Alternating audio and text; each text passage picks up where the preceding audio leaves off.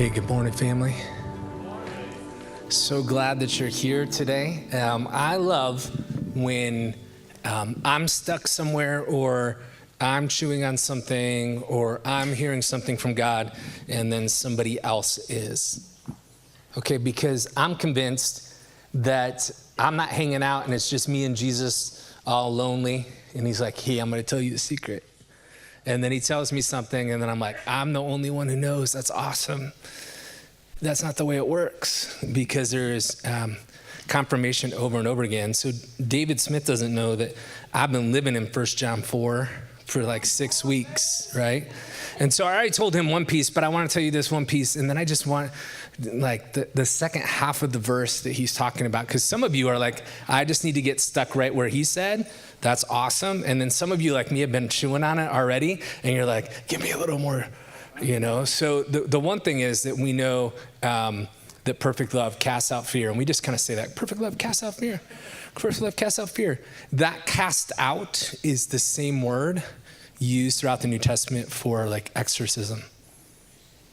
I'm going to say that again because some of you, that messed you up. I know, right? You're like, right off the bat, I'm going to tell a funny story like in 30 seconds, I promise. All right, just kind of brush that off. But it's perfect love exorcises fear. And in the Greek, it's actually ballet. So I like to think about it like perfect love balls up fear and then just takes it like a kickball and punts it. But here's why. And here's why it matters, okay? Because the next line is because fear involves judgment. All right, I'm going to say that again because some of you are like still stuck on it cast it out because fear's always bad and you're still trying to fight yourself on that. You're like, but I like being afraid. Sweet. David worked to cast that out before. We're just going to say love over your fear and see what happens. But so it's cast. And why? Because fear involves judgment.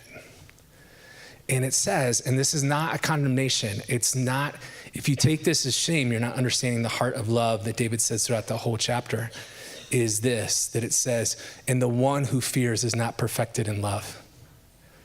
It's not a blame. It's just saying, hey, if you're not afraid, there's more love for you. That's going to knock that out, all right? So if you hear that and you're like, perfect, but I'm still afraid. All right, there's more for you. There's more for you. There's more for you. And so I've just been stuck in 1 John 4. I think I said a couple weeks ago that, you know, that's what they're going to do in July when I'm gone. And I joked, said, no, because I want to talk about 1 John 4. I just love that. If you weren't here this summer, the staff, when I was gone in July, did Romans 8 over and over again. They're not getting 1 John 4. It's too precious to my heart. So get stuck there with David and I. If you were wondering, where should I get stuck this Advent season, Thanksgiving season? David and I are stuck in 1 John 4. You might as well join us. And it'd be a good, awesome time. So a couple of weeks ago, I went to a new doctor. I don't know if you've ever done that. Now, I've seen this doctor, but I saw him in those scary moments, okay, when I was in the hospital, and he was one of the people deciding whether I needed surgery or not. And he was leaning towards not, so he was one of my favorites. But still, I was kind of in those moments, right? And so I get assigned to go for a follow-up, and I'm going to not just a new doctor, but a new office. And I know my doctor's office. Like I walk in, I go to an internist, and part of the joy of my life is I have flexibility in my schedule.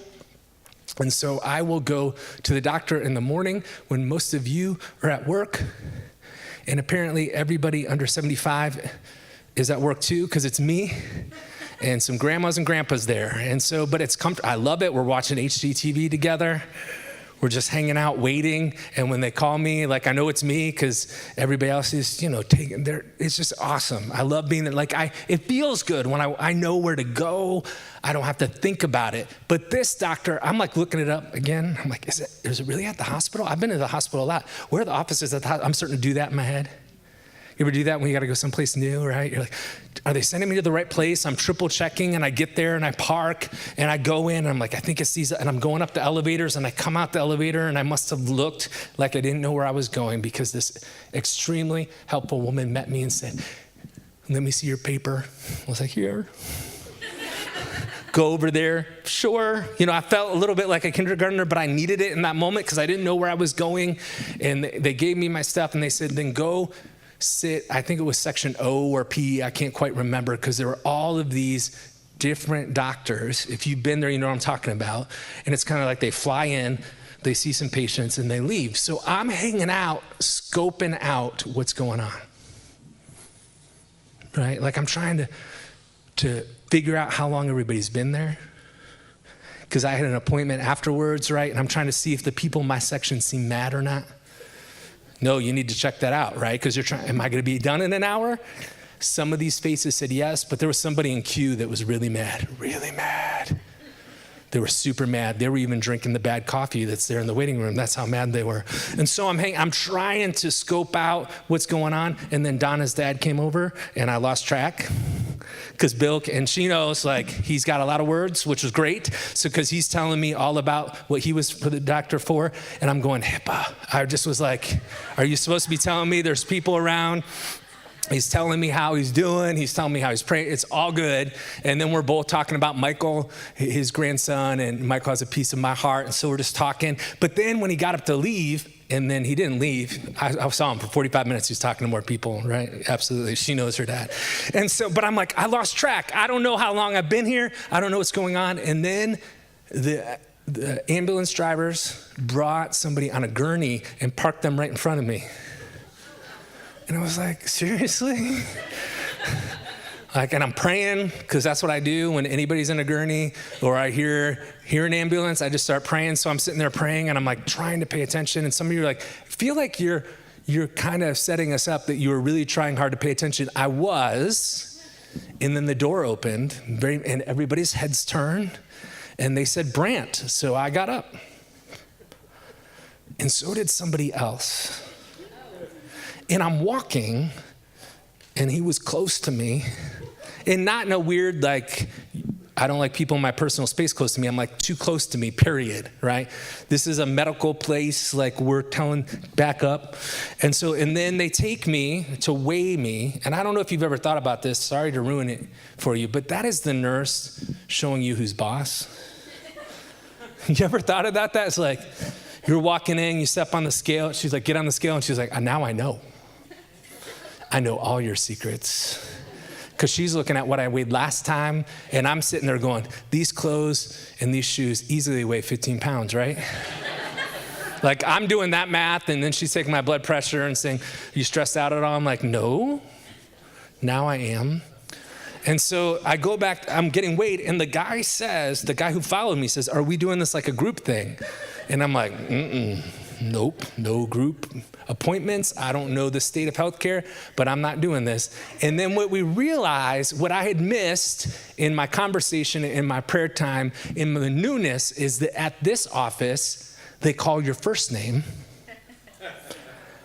And what are the probabilities that waiting to see this doctor was a guy with the last name of Brandt and a guy with the first name of Brandt? And hear me, don't do that to your kids.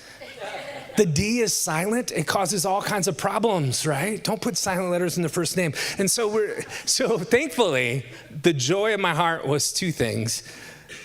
A nurse from our church works in that office, and she has not mentioned this to me in the 3 weeks since. And I'm not avoiding her, but I do know she's like wanting to go. They laughed at you. But my nurse was actually ready for me, which was good because I didn't have to do the walk of shame back into the waiting room and go, I don't know what they're doing back there, but they're a mess, but and so I was thinking about, like, I've been walking into this room for 11 and a half years. I walk through here with the lights off because I come in the back door and light switches are there. I know where everything is. I know where the baptistry is behind the curtain so I don't stub my toe. I know where every light switch is. I know how that if you use those bathrooms and you're the first one of the day, the lights are going to turn off on you when you're in there. Like, I know all of this stuff, but you walk in here, whether it's your first time, and sometimes if it's your 30th time, feeling like me at that doctor's office. Like, you sit down and someone nice starts talking to you about everything going on in their life, and you're like, shh, I'm trying to figure this out. And then somebody says, did you get any coffee? And you're like, no, I'm trying to figure this out.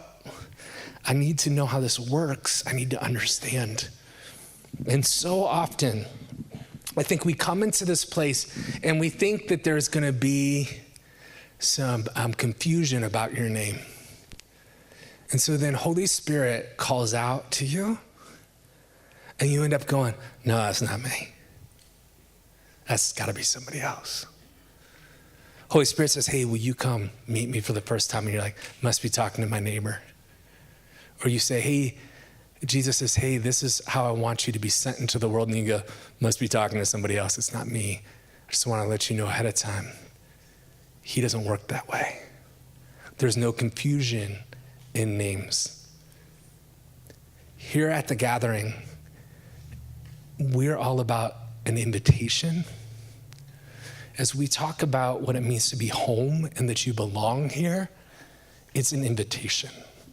We're inviting you to become who God created you to be. We're not demanding. There's no checklist in the office. There's no master list that we go in and we go, they're not who God created them to be yet. X minus. I don't even know what an X minus is, but that's what we put down. We're not doing that. Why? Because it is about relationship. Family is about being responsible for one another, and inviting is harder and better. I was part of churches. I was part of understandings in the past where it was like, if you don't, then you're out. And we're saying, we just want to invite you to become who God created you to be. And we know some of what that means. And as we've been talking about that this week, we know, and throughout this month, we know that it means that we're sent.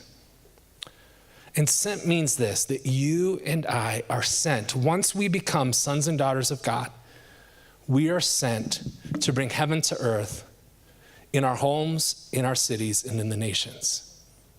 That's what we are called to do. That's what we're made to do. You're like, why do we say heaven to earth? Well, before we get to the fact that that's what Jesus was all about, let me just pause to tell you that N.T. Wright, and he's this Anglican theologian, who's considered one of the preeminent New Testament scholars. And some of you are like, what does NT stand for? It stands for NT. That's like, like some people, they're just initials or they're just a name. That's NT Wright. Like that's just done, right? It's not like share, but it's pretty close in the Bible theology world, okay? And he talks about, in his book, about the death and resurrection of Jesus that I started reading 2.5 years ago, and I've only made it to about page 40. Now, you might be going, that's no big deal. I take a long time to read books. I generally don't. Like, books for me are often like fast food. Just like get it down, like grab the whole handful of fries, squish it through the ketchup and just get them down, right? Okay, one fry at a time. I didn't know you're all fancy here. Like, that's not how I eat my fries.